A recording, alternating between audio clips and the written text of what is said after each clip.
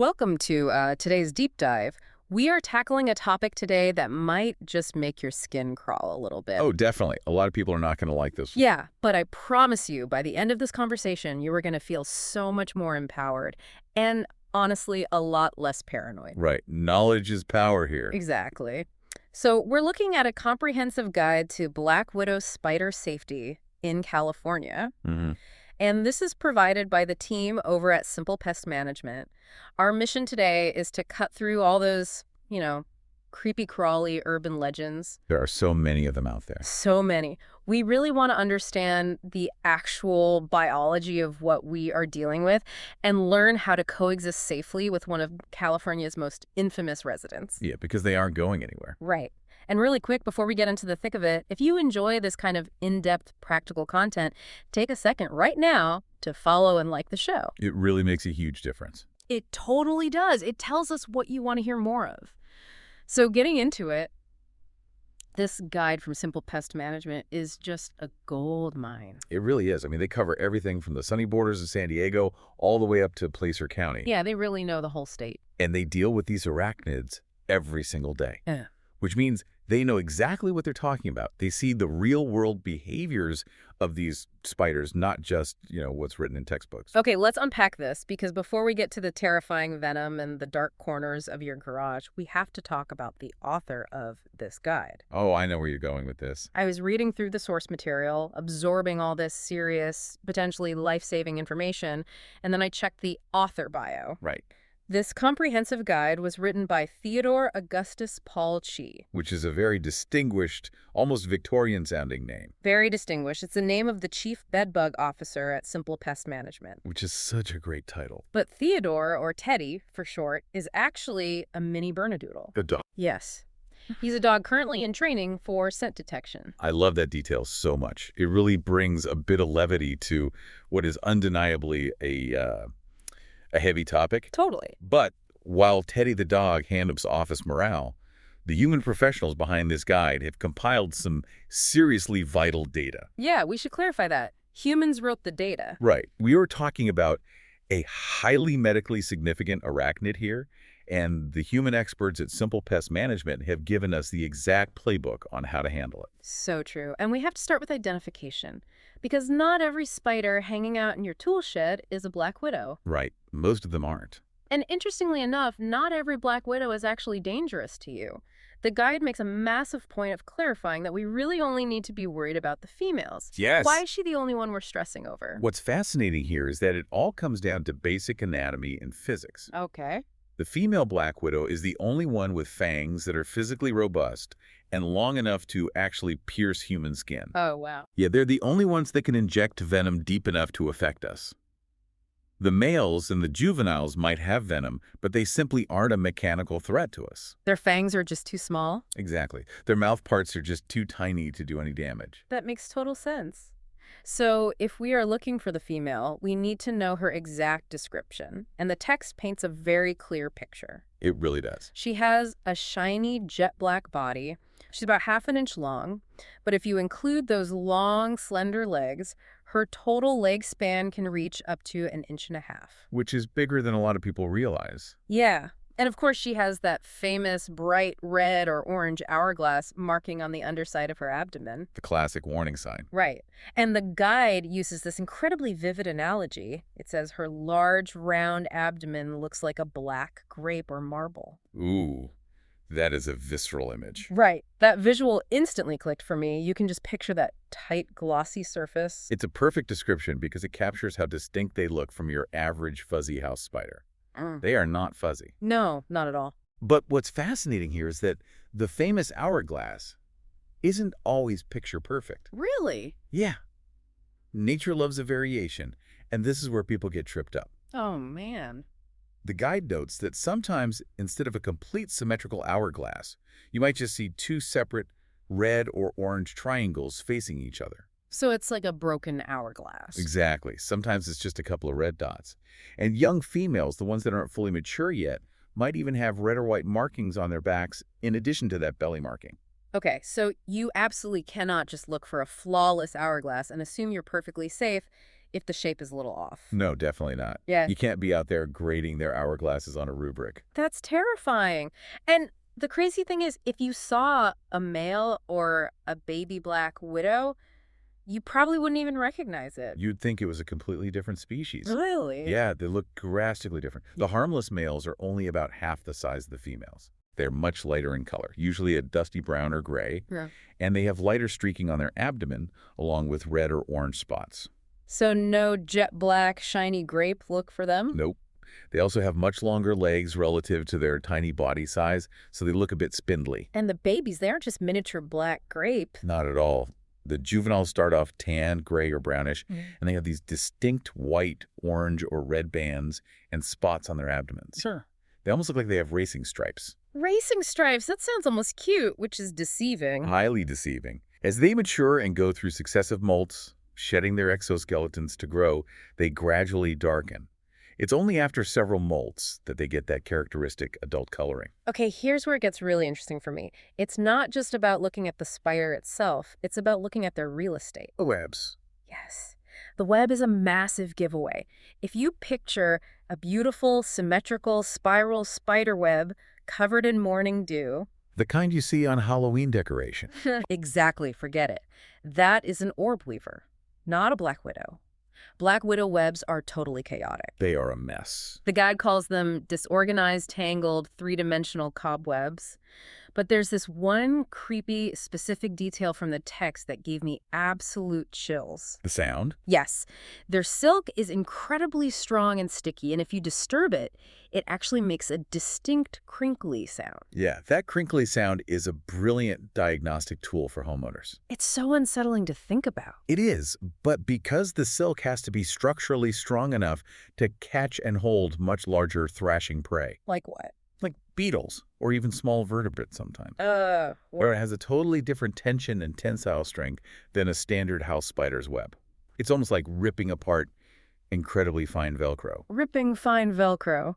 That crinkly web sound is terrifying, especially because of where you usually hear it. They aren't spinning these webs out in the middle of your perfectly manicured lawn. No, they want to be hidden. They are absolute masters of hide and seek. If you walk around a typical California yard, you are looking at a real estate gold mine for these spiders. Oh, absolutely. Woodpiles, cluttered outdoor storage sheds, underneath heavy ceramic planters, inside those little green irrigation valve boxes. And we have to talk about landscaping choices. Right, the text mentions that. It specifically calls out drought-tolerant landscaping, which is incredibly popular right now, especially in San Diego and Riverside counties. Because it saves water. Right.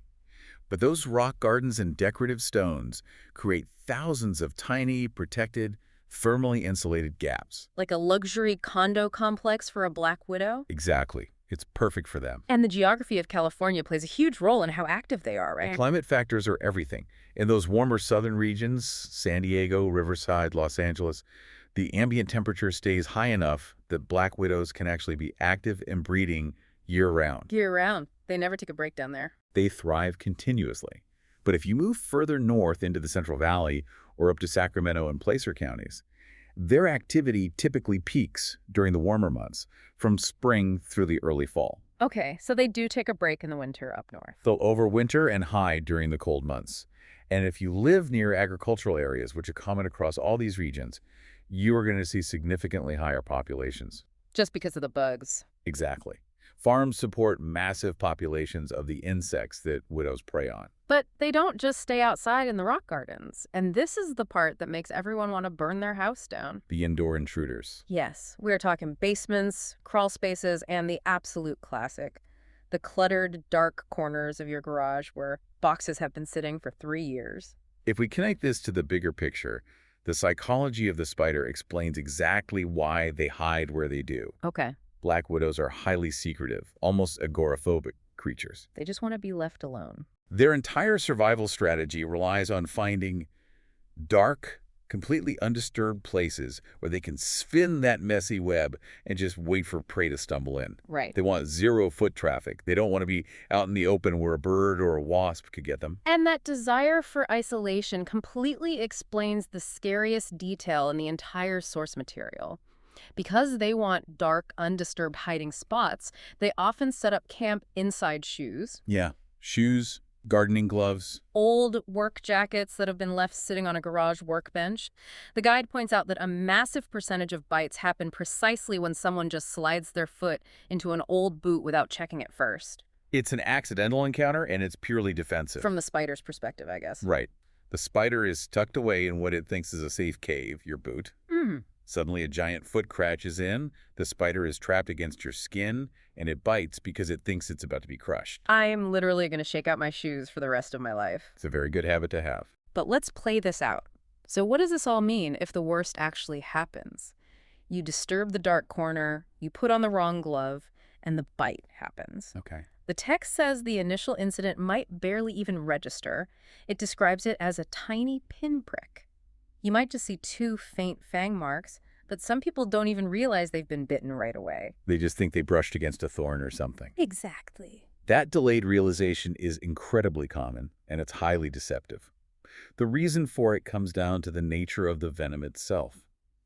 Black widow venom is a potent neurotoxin.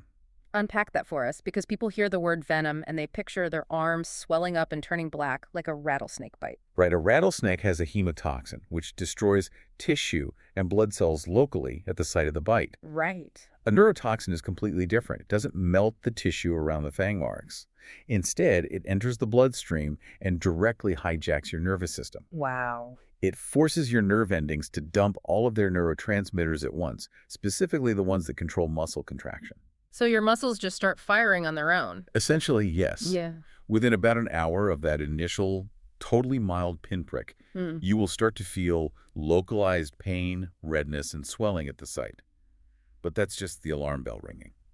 The guide outlines this intense progression of symptoms over the following hours, and it sounds like an absolute nightmare. It is not a good time. Because your nerves are firing out of control, we're talking severe wave-like muscle cramping. Right. And it's not just a little Charlie horse, it hits the core. Major muscle groups? Yeah, severe cramping in the abdomen, the back, and the legs. The text emphasizes that it comes in agonizing waves of intensity. Along with the cramping, your autonomic nervous system goes haywire. You experience profuse sweating, nausea, vomiting, a splitting headache, elevated blood pressure. Dizziness. Yes, extreme physical restlessness, and in severe cases, difficulty breathing and extreme muscle weakness. It is a complete systemic takeover. Your nervous system is essentially short-circuiting. How long does that last? Those symptoms typically peak within a few hours of the bite. And because the venom is so potent, the misery can last anywhere from several hours to a few days as your body tries to clear the toxin. That is legitimately terrifying. But we do need to bring in the calm voice of reason here, because the guide does offer some major reassurance so we don't all panic. Yes, it is crucial to keep the data in perspective. The symptoms are severe, and it is a miserable, painful experience. But with modern medical care, fatalities from black widow bites are incredibly rare today. Okay, that's good news. We have excellent supportive care and anti-venom for extreme cases. However, and this is a big however, the text explicitly notes that certain groups are at a much higher risk for serious, life-threatening reactions. Who is that? Children, because of their smaller body mass. Elderly individuals who might have weaker hearts to handle the blood pressure spikes, and anyone with compromised health or a weakened immune system. That makes sense. These populations need to be monitored much more closely because their bodies cannot process the neurotoxin as effectively. Which means we need to talk about human instinct versus medical reality when it comes to first aid. Your first instinct when bitten by a venomous spider is probably to panic, scream, and start running around. Naturally. According to the guide, that is actually the worst thing you can do. Panicking increases your heart rate and ramps up your circulation, which literally pumps that neurotoxin through your nervous system faster. Staying completely calm and still is your very first line of defense. You have to slow your heart rate down. Once you're calm, you wash the bite area gently with soap and water. It won't remove the venom that's already in your bloodstream, but it prevents secondary bacterial infections from the puncture wound. Right. Next, apply a cold compress or an ice pack wrapped in cloth for 15 to 20 minutes at a time. The cold constricts the blood vessels, which reduces pain, swelling, and might actually slow down the venom's absorption into the rest of the body. That's a huge help. And finally, elevate the affected area. If you got bitten on the hand or the calf, keep it at or above heart level to let gravity help reduce the swelling. Those are the critical, scientifically backed do's. But what's equally important, maybe even more important to talk about, are the don'ts. The movie myths. Yes, this is where we have to bust those old movie myths that do more harm than good.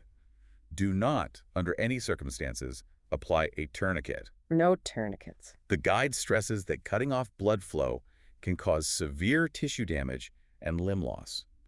Do not try to take a knife and cut the wound open to let it bleed out. Oh man, don't do that. And absolute, do not try to suck out the venom with your mouth like you're in an old John Wayne Western. It doesn't work. Those folk remedies are completely ineffective because the venom moves too fast.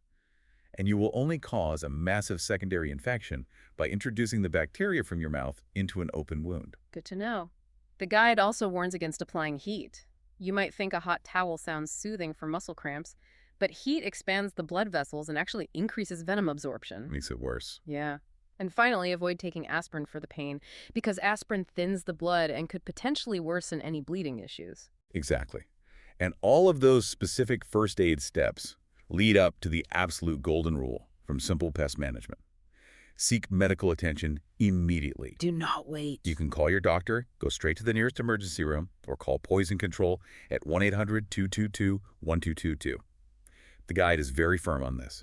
Do not play the waiting game. Don't just sit on your couch. Right. Do not sit on your couch to see if your symptoms get worse. Even if they seem mild at first, get evaluated by a medical professional, especially if you have kids or older folks in the house.